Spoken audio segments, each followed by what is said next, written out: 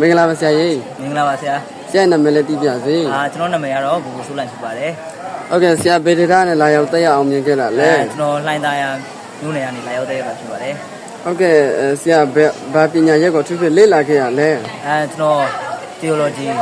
ပညာကိုအထူးလေ့လာခဲ့တာ ဟုတ်ကဲ့ဘယ်နှစ်များလဲမသိဘူး ၄နှစ်တက်ရောက်ခဲ့တာဖြစ်ပါတယ် ဟုတ်ကဲ့ဆရာရဲ့ဒီချိန်ပျော်ရွှင်မှုကဘယ်လောက်များဖြစ်မလဲ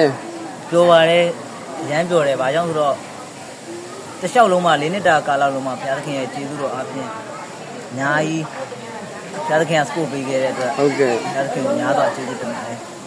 ဟုတ်ကဲ့ဆိုရင်ဒီ၄နှစ်တာကာလပတ်မှာပေါ့နော်ဆရာဘလို့ရင်ဆိုင်ဘလို့စူးစမ်းဘလို့ဖြတ်တန်းခဲ့ရပါတယ်လဲ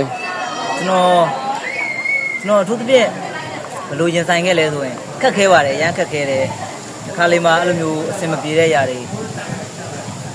တွေ့ကြုံရတဲ့အခါတွေရှိတယ်ပြဿနာတွေနဲ့တွေ့ကြုံရတဲ့ຢာတွေရှိတယ်အဲ့လိုအခြေအနေမှာကျွန်တော်ဘာလုပ်လဲဆိုရင်အထူးသဖြင့်ဆူတောင်းခြင်းအရာဝဲလုပ်ပါတယ်ကျွန်တော်ဘယ်လိုပြောရမလဲအဲ့လိုဆူတောင်းခြင်းကပဲကျွန်တော်တို့အကောင်းဆုံးကြော်လာနိုင်ခဲ့တာ ဟုတ်ကဲ့ပါဆရာရဲ့အမတ်တရများရှိခဲ့ရင်ပြောပြလို့ရပါတယ် ကျွန်တော်တို့အမှတ်တရဆိုရင်ဖိလိပ္ပိ43မှာပြောထားတဲ့အတိုင်းပဲအဲ့ဒီနှုတ်ဘတ်တော်အပြင်ကျွန်တော်ဒီ semester တစ်လျှောက်လုံးပို့ပြီးတော့နာခံခဲ့ရတယ်ပေါ့နော်ငါ့ကိုခွန်အားနဲ့ပြည့်စုံစေတော်မူသောခရစ်တော်အပြင်ခတ်သိမ်းတော်မူလို့ငါတက်ဆန်းနိုင်ဆိုတဲ့အတိုင်းဘုရားသခင်ငါ့ဘက်မှာရှိတယ်ငါဘာမှကြောက်စရာမလိုဘူးငါ့ကိုခွန်အားပေးတာကဘုရားသခင်ပဲဆိုတဲ့အရာနဲ့ကျွန်တော်အကောင်းဆုံးရင်ဆိုင်ချက်တက်ခဲ့ပါတယ် ဟုတ်ကဲ့ဆရာကျောင်းပြီးနောက်ပိုင်းမှာဆရာဘာတွေလုပ်သွားဖို့စဉ်းစားထားပါလဲ ကျွန်တော်စဉ်းစားထားတာကတော့ကျွန်တော်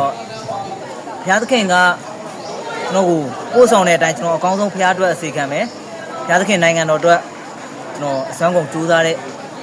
ဒီတယောက်အနေနဲ့ဘုရားရဲ့အသုံးပြုခြင်းကိုခံကြပါတယ် ဟုတ်ကဲ့ကျန်နေခဲ့တဲ့ကျောင်းသားတွေကိုဆရာဘယ်လိုမတ်စကားတွေပြောချင်လဲ အခုကျွန်တော်ကြံခဲ့တဲ့ကျွန်တော်ရဲ့တငယ်ချင်းတွေရှိတယ်ညီကောင်မောင်မတွေရှိတယ်သူတို့လည်း